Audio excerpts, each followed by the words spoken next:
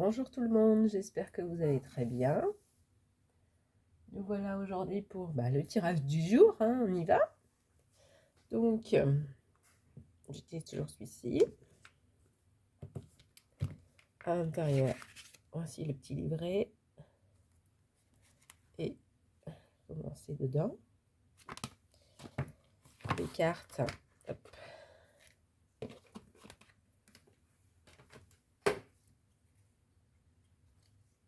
Elles sont comme ça.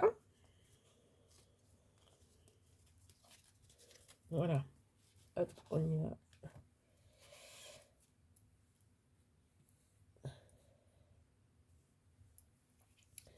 Donc, je répète que je fais un tirage pour vous et non pour moi.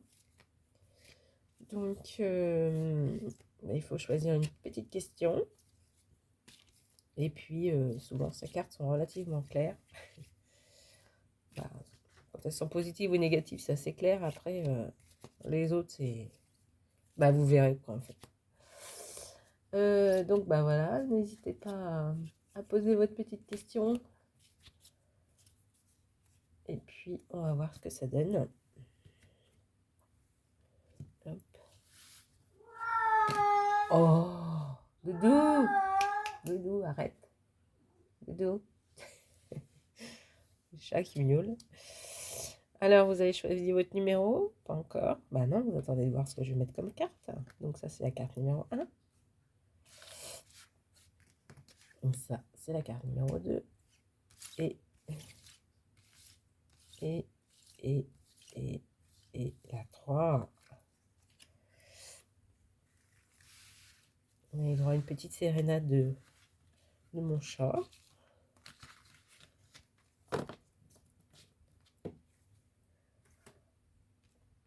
Carte, donc numéro 1, carte numéro 2, carte numéro 3.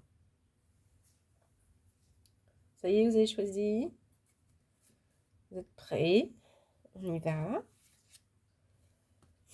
Cigogne. Allez, c'est parti. Alors, que dit la cigogne? La cigogne, c'est une carte positive et rapide. Vous voyez, là, au niveau de la réponse, on ne peut pas faire mieux. Lorsqu'elle apparaît dans un tirage, elle est indicatrice de changement et de mouvement. Face à une période de trouble ou de difficulté, elle signale que le consultant aura la distance nécessaire pour appréhender les situations. Elle représente la prise de hauteur, un point de vue global. Avec d'autres cartes de transformation, elle symbolise une période de transition, de voyage et de déplacement. C'est la carte des bonnes nouvelles, de l'annonce d'une naissance de la famille, du couple, de la fidélité. Voilà. Bon, la carte numéro 1 est positive. Alors, vous avez choisi 2 ou vous avez choisi 3? Allez, on y va pour la 2. L'homme.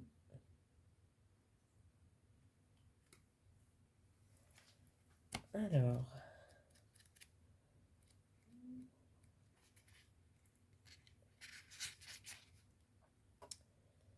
Cette carte est souvent la représentation imagée du consultant dans un tirage lorsqu'il s'agit d'un homme.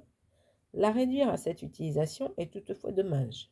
S'il est vrai que dans certains tirages, elle peut prendre les traits du consultant, du mari, du père, du frère, du collaborateur ou d'un supérieur, la carte de l'homme peut être aussi interprétée à la façon de l'empereur dans le tarot de Marseille.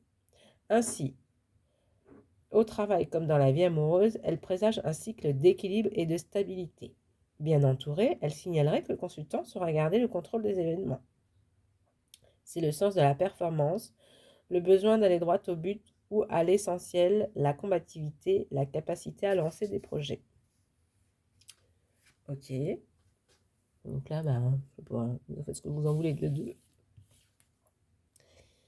Et là, la carte numéro 3. 16.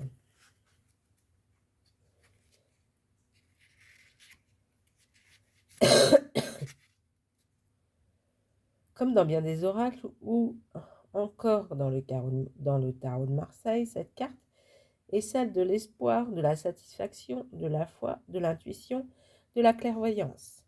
Lorsqu'elle apparaît dans un tirage, elle indique que le consultant est sur la bonne voie.